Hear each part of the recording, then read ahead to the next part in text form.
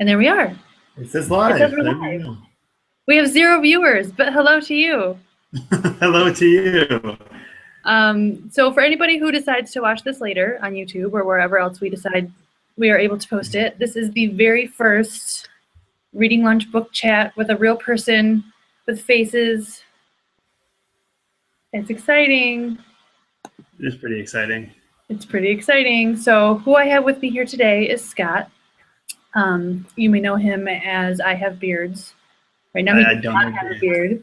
No. On Tumblr. And this whole thing sort of started with a conversation that we had in real life at a coffee shop after the two of us realized that we work at the same place, but found each other on Tumblr. And so I'm going to let Scott talk for just a second about how that experience was for him. And yeah, Scott, how was that? How was that for you that day that I found you on Tumblr and stalked you and realized that we worked together? I thought it was just really funny. Mostly because you're like, oh, I work at an institution in Michigan, a higher ed institution. And I was like, hey, me too. It'd be funny if we worked at the same place. You're like, well, I work at U of M Flint. And I was like, oh, crap. I guess we do work at the same place. It wasn't like weird or anything. It was sort of weird how like small the world became in the matter of like 3 messages. But it was nice to actually meet someone and talk face to face, especially someone from the bookler community that didn't have to like drive across states to meet.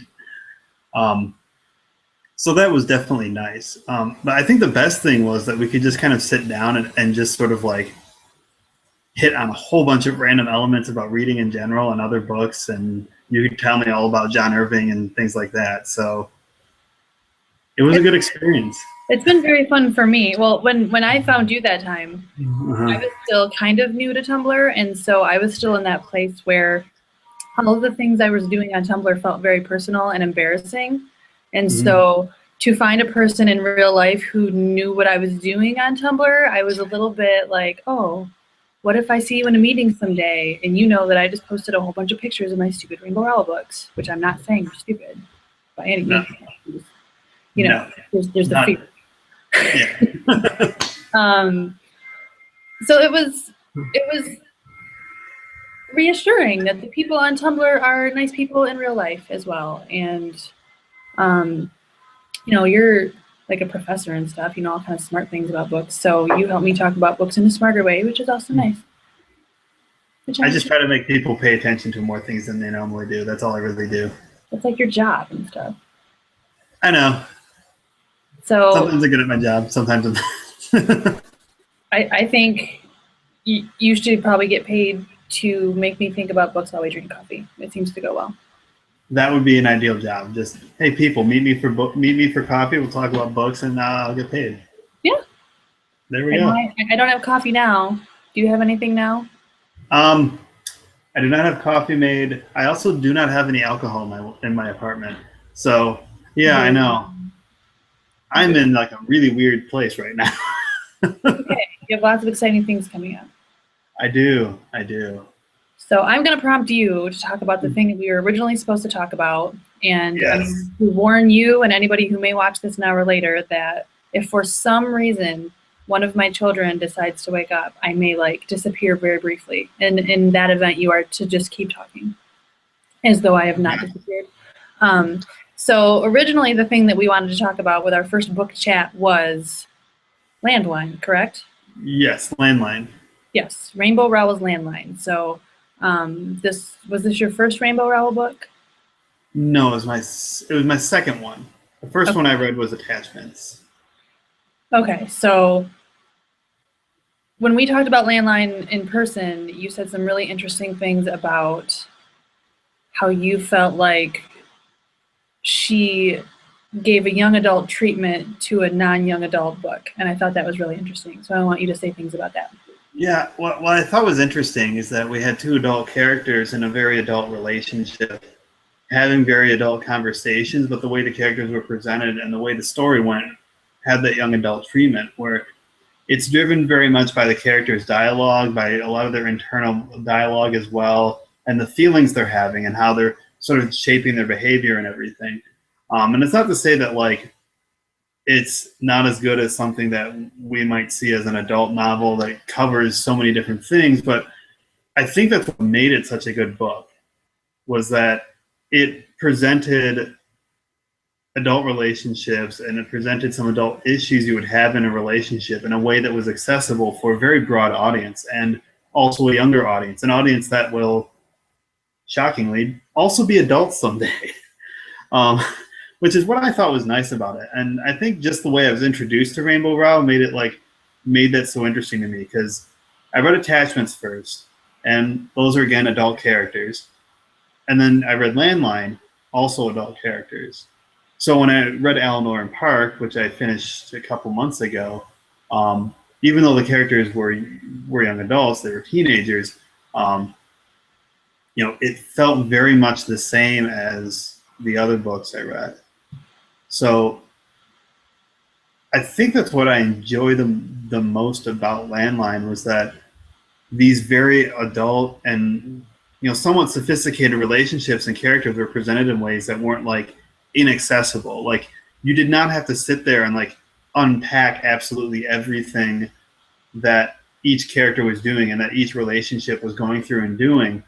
It was kind of being explained to you some way, or you were discovering it with the character. And I thought that was it was just a really good approach to both the young adult novel and adult characters, like, at the same time. And I don't think that's something a lot of readers get all the time. So that's what I really enjoyed.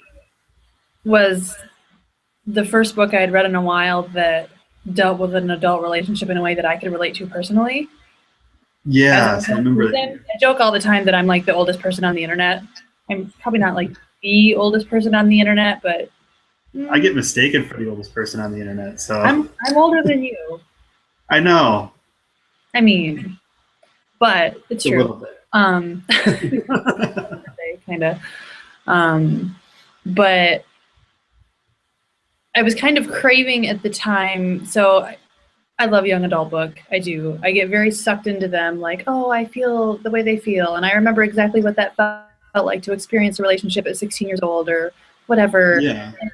Why don't I have a partner who, watches me sleep and follows me around and hangs on my every word? And okay, in reality, nobody really wants that. It's creepy. But, you want them to want to do that. So to read Landline and read characters that I could identify with in the now and relate to the relationship that I have now with my husband. And actually, I connected with it very heavily because I happen to have a marriage where my husband does a whole lot. Like, there's a lot of stuff, especially right now because he's a teacher. So he's home all summer with both children. He's grocery shopping. He's making dinners. He does it. And he likes it, or he claims to, and he's great about it. And so I already, without a character ever like putting it in my face, sort of have guilt about how much I contribute. And so to read a female character who didn't necessarily have all of the traditional, I guess, tropey female domestic type relationship, I don't know. It was something I could identify with, and it was very refreshing. And it also made me like examine myself and appreciate my own relationship. And that was nice. I'll never forget when I got done with Twilight. Yes, I know Twilight, but a friend of mine and I were reading it at the same time. And when we got done, I just remember her like being so mad at her husband for like a month because he just was not Edward. Yeah. And it was like every day, he's still wearing the sweatpants. Edward wouldn't wear the sweatpants. Like, it was this whole thing. So Landline was really fun for me. Yeah. And for me too, like I think it was also nice to see like what they did with Neil, the husband. What they did with him was, what Rainbow Rowell did with him was really nice, where he isn't really presented as an unsympathetic character or like cold and unfeeling. Like, you still understand where he's coming from, even if you don't really get 100% of his side of the story, because you get that through a lot of what Georgie's going through, and she's sort of rehashing bits and pieces of their relationship. And I thought that was nice, where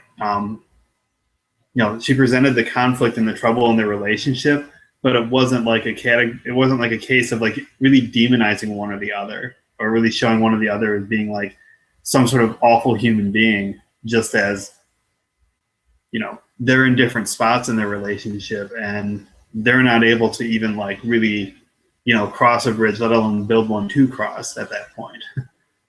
And I thought that was nice because it kind of gets away from being able to really easily romanticize either character, because you have to accept them as these deeply flawed human beings, because that's what they're talking about and going through.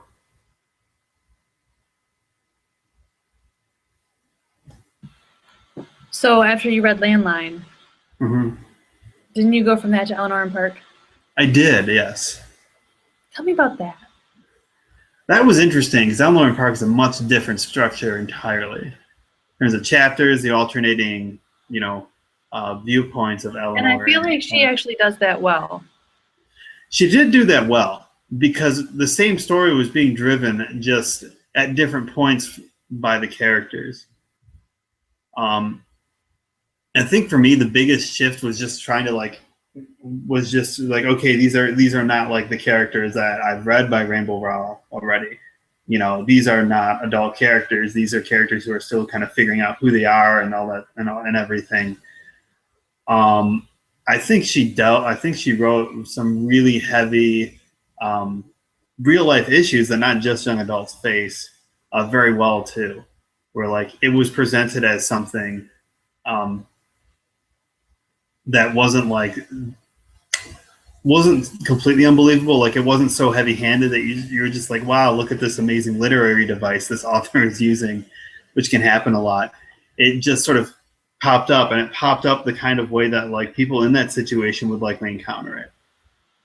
And it wasn't dealt with in like a really outlandish way either. So I think what I appreciated about that book was that it put young adult characters against very adult and like sort of terrible issues in a way that wasn't like completely outlandish and unbelievable, for how the characters reacted and how like a reader would understand it and see it.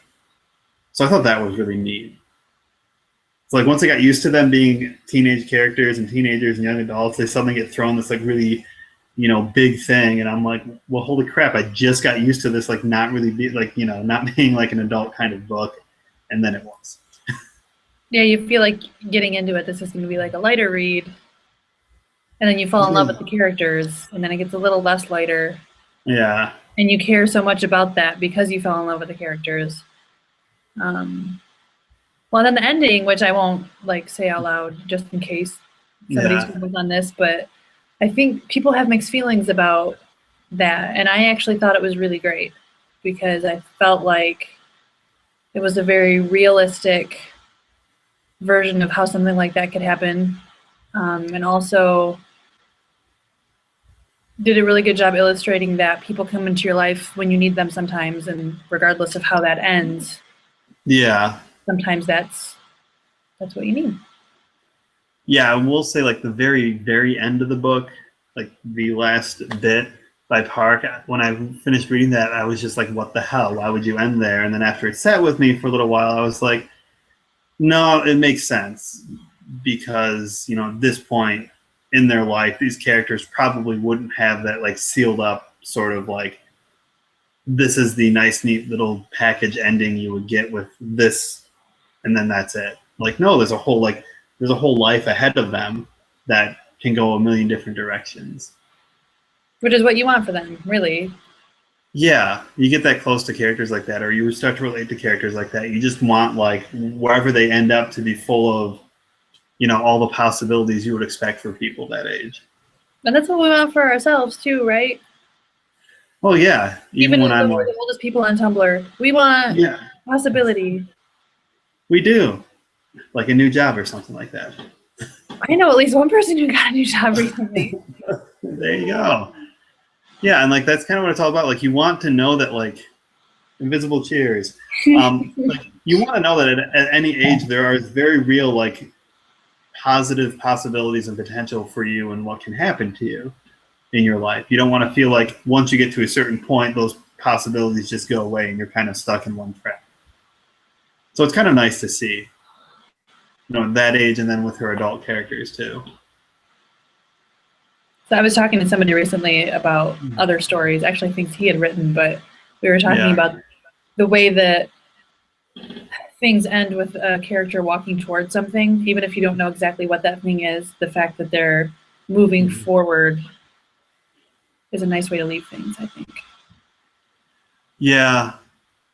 I actually think I had a professor from modern American literature in undergrad who said the same thing. He was talking about a Charlie Chaplin movie where at the end of the movie they're walking into the sunrise, not the sunset, but they're walking into the sunrise. Which he said, like, the whole point of that is that something like that's more hopeful. You're walking into the sunrise, you're going into the sunrise. There's a sense that there's a whole day, or like there's a whole bunch of opportunity ahead of you because things are just starting. Like the day is just starting. You have all day to do whatever you would like, And so that's kind of what that reminds me of too. Like the moving forward, it's like you want them to be moving somewhere or going places at the end. And it's sort of the same thing with like that sunrise kind of thing. Like you want the sense that even if things don't end up in like the exact place that you want them to, that there's some possibility for something better or something else to happen after you're done with the characters and the story. So what are you reading now? I just finished A Portrait of the Artist as a Young Man by James Joyce. Every time I ask you what you're reading, you say something that sounds very like impressive, right? And then I'm all like, oh, I read this book. Yeah, James Joyce always sounds impressive. I'll be honest, like I like his writing style. I like the way he writes characters and dialogue and describes things, but I'll probably have to go back and reread that at some point later on, because I didn't feel like I was blazing through it. Like I was just kind of going through it to read through it, and a whole lot of it wasn't sinking in. But a lot of the stuff he writes is so complex that like sometimes you really just don't have the attention span to sit down and dig through it. Like you really do just want to read a story, So things happened in that book. That's about all I can say.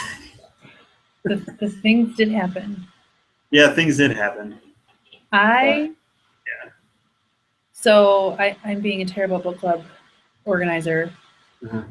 I already have apologized to Kelly. You can apologize to her for me as well. So okay. I have a whole stack of books here as props, by the way. First is In the Woods. This is Kelly's copy of In the Woods. Hi, Kelly's copy of In the Woods. I got this far. I am having the hardest time. It's well written. Yeah. It's just starting to like develop. I can't make myself read it. And I think I told Kelly this too. I feel like there's so much going on in my life right now, all good things, but there's just a lot going on that I can't focus on anything for more than like 5 minutes. I need something that allows me to whatever. So because I needed to get back moving yesterday, I started this, which will be our next Reading Lunch book club book. Me and Earl and the Dime. Did you read this? I want to. So I sat down last night and I'm already 79 pages in. So this is exactly the quick read I needed. It's very much written from the point of view of a 17-year-old boy. That's not a bad thing, but it's, we have large print and we have, space. Check that out. It's nice. That's awesome. Yeah, I wanted to read that book when I heard that the movie was coming out. And a mutual follower of mine and good friend, Trina, she saw the movie and said it was really interesting and good. So I'm kind of interested. The movie's out already? Huh? Is the movie out? I'm pretty sure it is. Yeah. I'm so behind. I haven't seen a movie in. Unless I'm just making up this conversation in my head, which is entirely possible. We are the oldest people on Tumblr, so. We're so old. I'm gonna drink some more. There you go. But another thing I like about this book is that a lot of it's written in like script format because the characters, they make movies. So he's like, I'm gonna write this as though it's dialogue in a script. And I was a theater kid. I very much like that. There's like blocking, and I like all that. So. Oh my gosh, we have a question. Scott, do you see that? No, where is it? Where is this? Maybe I can only see it. The question is, it says, "Hi, Elena and Scott. You're not here solo. Yay! I don't know who you are, commenter. I have suspicions. Here's my question. Have either of you read other Tana French books? I've read 0. I have also read 0. Person who commented, do you have a recommendation? Oh, it's Laura. I knew it was Laura. Hi, Laura. Laura, do you have a recommendation for other Tana books that we should read? Wonder if she can also comment here. I know there's there's something else by her, The Likeness, but I think it's the next one from In the Woods. I'm willing to, I think Kelly's kept going. I'm willing to keep going if I get through this one. It's just, my brain can't go there right now. Yeah, Kelly loves those books, and I need to read them too. And I take her opinion to mean something, because she and I have this affinity for historical fiction set in World War II, which is a very specific thing. Laura has the same affinity. Yeah, it is sort of a particular taste to have, but there's a lot of good books written about that thing. So this is a really good conversation. I'm sorry, Laura, we didn't have a good answer for you, but I think you'll care about this too. So why do you think, Scott, that World War II is such like a there's so much there? What is it? Oh, I'm trying to remember exactly, because I had this conversation a couple times when I took an anti-war lit class in undergrad. We spent a lot of time on World War II because, especially with the fiction and the narratives going around in literature at the time surrounding the war and involving the war, they were wrestling with so many things, a lot of which was this whole idea that you did have sort of very clear sort of definitions of, these different sides in the war, that one side was doing some very evil, terrible things, and the other side was trying to stop them. But in between all of that, there were so many like gray areas and pockets of like other issues you normally see with war, that I think for World War II, it just becomes so interesting that something that has been described as a very black and white sort of good versus evil type of war, that there are so many areas of it that were not like that at all, if that makes sense. Yeah. Like, I think a good example of that is Catch-22 by Joseph Heller, because he as a Jewish author has said that, he wanted to write an anti-war book about World War II, but it was kind of a tenuous position for him because the Holocaust happened, but so much of what's presented there is how World War II sort of spawned the contemporary military-industrial complex, and yeah. There's so much upheaval going on around that time that I think the war sort of takes the focus away from a lot of that stuff in a way. So I was just going to say that, well, first of all, I have to tell you, I don't know what I clicked, but I can't see anything anymore. I hear you, and I think you see me. I can't see you. I can see you. I can hear you. I've got all these windows open. I don't know where I went. Oh, there I am. Hi. There you go. Would you believe I do the internet for a living? This is really sad. No, I think one of the things that's most fascinating about that time period and story set then for me is that, and maybe this is because I'm coming from like a communication background, and my senior seminar in college was all on World War II propaganda. Uh-huh. And so that whole thing about the way that mass groups of people were influenced to believe and behave and feel a certain way in a very calculated and it's fascinating, really, how that all worked out. So to see stories set in that time where people might behave and feel in ways that you don't necessarily think make sense, but that you can see why they feel and behave that way, and how that played out on such a grand scale is, it's kind of a fascinating study of just human nature in general. Yeah. And Laura says that you're spot on in a lot of ways about World War II fiction. It was such a great point in time. especially as a former journalist, the role of propaganda and how closed off individuals were at that time. No internet, no social media, no way to truly see other views. I don't know if you can see these questions, so I'm reading them to you. No, I think I tried and I didn't want to. I broke it for a minute. You could maybe break it too. I'll stop pushing buttons so I don't break things. It wasn't you, it was me. Yeah, like, and I think what the thing is, like, it was very calculated, but it's also very prevalent. Like, almost like no facet of anyone's life was really untouched by it if they were, in terms of being exposed to the propaganda or being sort of told to think and act and behave certain ways in parts of their life. It's a lot there. Yeah, there's so much there, and I think in some way the contemporary world we're in is still kind of recovering or dealing with a lot of the aftermath of that. I remember in graduate school, I took a class on British literature during the rise of fascism. So I was looking at British literature between the end of World War I to the beginning of World War II. And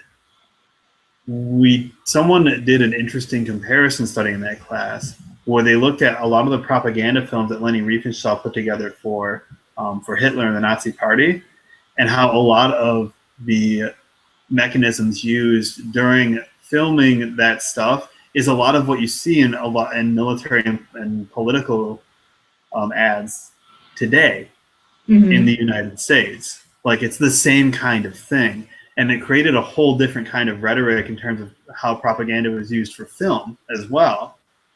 And that's another interesting aspect of it too, outside of just how calculated it was, how prevalent it was, but there's a long-lasting impact from everything that happened there that we still use and deal with today. And that's fascinating for me.